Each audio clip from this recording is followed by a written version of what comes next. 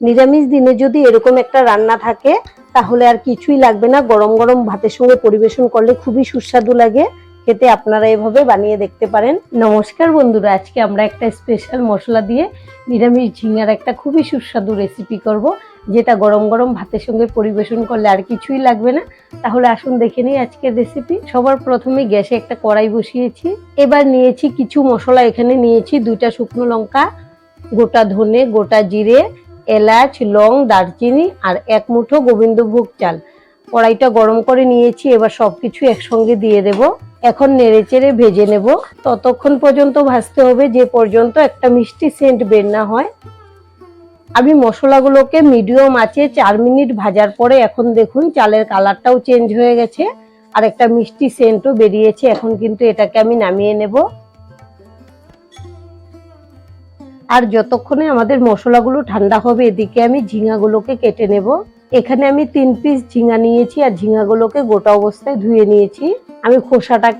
আমি এভাবে খোসাটাকে ছাড়িয়ে নেব। আমি ঝিঙাগুলোর খোসাটা ছাড়িয়ে এরকম অল্প খোসা ছাড়িয়েছি আর অল্প রেখে দিয়েছি। আর এরকম বড় বড় করে টুকরো করে নিয়েছি। এখন একটা বাটিতে নিয়ে নেব। আর যেহেতু ঝিঙাগুলো খুব নরম হয়ে যায় সেজন্য আমি একটু বড় বড় করে কেটে নিয়েছি। আপনারা আপনাদের পছন্দ অনুযায়ী কেটে নেবেন। এখন ঝিঙাগুলোকে আরেকবার ধুয়ে নেব। যেহেতু আমি গোটা অবস্থাতে ঝিঙাগুলোকে খুব ভালো করে ধুয়ে নিয়েছি, এখন কিন্তু একবার ধুলেই হবে। ঝিঙাগুলো ধোয়ার পরে এখন দিয়ে দেব 1 চামচ লবণ আর দেব হলুদের গুঁড়ো। এবার আমি একটু ঝিঙাগুলোকে মেখে নেব। আপনারা চাইলে হাত দিয়েও মেখে নিতে পারেন, তবে এভাবে মেখে নিলেও কিন্তু হয়ে যায়।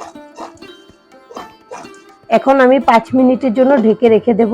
এবার একটা মিক্সিং জারে ভাজা মশলাগুলোকে গুঁড়ো করে নেব। মশলাটাকে গুঁড়ো করে নিয়েছি। এখন একটা ছাঁকনি নিয়েছি। আমি মশলাটাকে ছাঁকনির মধ্যে নিয়ে একটু চেলে নেব। যেহেতু এখানে চাল আছে, কোনো সময় চালটা যদি দানা দানা থেকে যায় তখন কিন্তু ভালো লাগবে না, সেজন্য একটু চেলে নিলেই ভালো হয়। এই যে দানাগুলো রয়ে গেছে এগুলো কিন্তু ফেলে না দিয়ে আপনারা যখন জিরা বেটে রান্না করবেন তার সঙ্গে কিন্তু দিয়েও বেটে নেওয়া যাবে। এখন এর মধ্যে আরো কিছু মশলা অ্যাড করব। দিয়ে দেব হলুদের গুঁড়ো, ঝাল লঙ্কার গুঁড়ো। ঝালটা আপনারা যেরকম খেতে পছন্দ করেন সেই বুঝে দিয়ে দেবেন। আর এখানে নিয়েছি কাশ্মীরি লঙ্কার গুঁড়ো। এখানে আর কিছু লাগবে না। এখন আমি জল দিয়ে মশলাটাকে গুলিয়ে নেব। এইভাবে রান্নার অল্প আগে গুলিয়ে রেখে দেবেন, তাহলে কিন্তু সব মশলাগুলো ভিজে একদম নরম হয়ে যাবে। তখন কিন্তু ভালো হবে রান্নাটা করতে, খেতেও ভালো লাগবে। এবার এটা রেখে দেব সাইডে। আর এদিকে 5 মিনিট হয়ে গেছে, ঢাকনাটা খুলে নেব। আর দেখুন কতগুলো জল বেরিয়েছে এরকম লবণ দিয়ে রাখার জন্য। এভাবে যদি জলটা বের করে ফেলে দেন তাহলে কিন্তু রান্নাটা খুবই ভালো হয়। এখন আমি জলটাকে ফেলে দেব। গ্যাসে আবারও একটা কড়াই বসিয়ে দিয়েছি। এখন দিয়ে দেব সাদা তেল। আমি রান্নাটা সাদা তেলে করব, আপনারা চাইলে কিন্তু সর্ষের তেলেও করে নিতে পারেন। এখন কড়াইটাকে একটু ধরে নেড়ে দেব। তেল খুব ভালো করে গরম করে নিয়েছি। এবার আমি ঝিঙাগুলোকে দিয়ে দেব।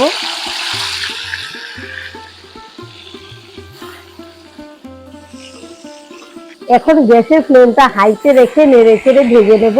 আর এখানে কিন্তু আমি ঢাকা দেব না, ঢাকা দিলে কিন্তু আরো জল বের হবে। আমাদের ঝিঙাগুলো ভাজা হয়ে গেছে। এখন আমি তেল থেকে ঝরিয়ে উঠিয়ে নেব।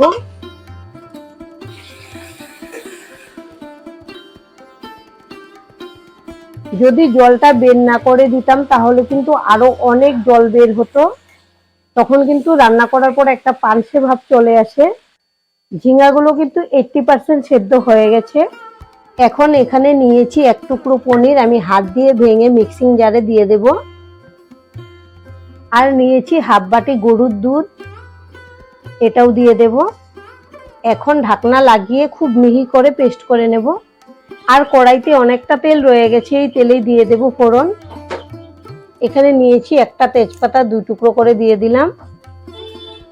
আর কয়েক দানা গোটা জিরে। ফোড়নের জন্য কিন্তু খুব বেশি উপকরণের দরকার নেই, আমরা যে স্পেশাল মশলা বানিয়েছি এটা দিয়ে কিন্তু খুব সুন্দর সেন্ট আসবে। আর এখানে নিয়েছি গ্রেট করা আদা দিয়ে দেব। এখন ফোড়নটাকে নেড়েচেড়ে ভেজে নেব। প্রায় 25 সেকেন্ডের মতো ভেজে নিয়েছি। এবার আমি প্রথমেই যে মশলাটা গুলিয়ে নিয়েছিলাম এটা দিয়ে দেব, একটু নেড়ে নেব, নিচে বসে আছে।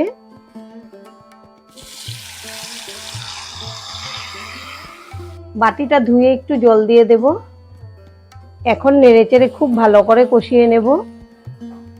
আমি মশলাটাকে 3 মিনিটের মতো খুব ভালো করে কষিয়ে নিয়েছি। আর দেখুন কষানোর পরে অনেকটাই কিন্তু শুকনো হয়ে গেছে। এবার দিয়ে দেব স্বাদ অনুযায়ী লবণ। লবণটা যেন বেশি না হয় সেটা বুঝিয়ে দিতে হবে। আমরা যখন ঝিঙ্গা মেখেছি তখন কিন্তু লবণটা দিয়েছি, কিন্তু লবণ কিন্তু জল হয়ে বেরিয়ে গেছে, সেটা মাথায় রেখে দিতে হবে। এবার লবণ দিয়েও খুব ভালো করে নেড়ে চেড়ে মিশিয়ে নিয়েছি।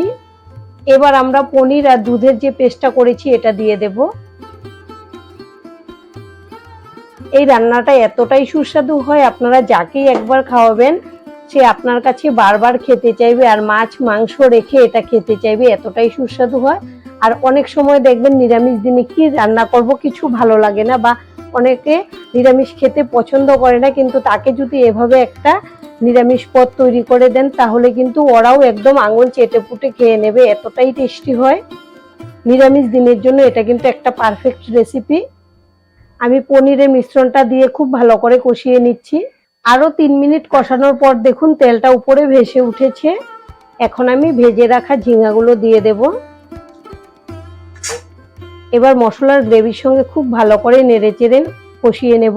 আর আমাদের আজকে রেসিপিটা সম্পূর্ণ দেখার জন্য অনুরোধ রইল, আপনারা সম্পূর্ণ দেখে যদি ভালো লাগে একটা লাইক অবশ্যই দিয়ে দেবেন। আপনাদের একটা লাইক আমাদেরকে অনেক উৎসাহ দেয় নতুন নতুন ভিডিও বানাতে। আর আমাদের পাশে থেকে চ্যানেলটিকে সাবস্ক্রাইব করে নেওয়ার জন্য অনুরোধ রইল।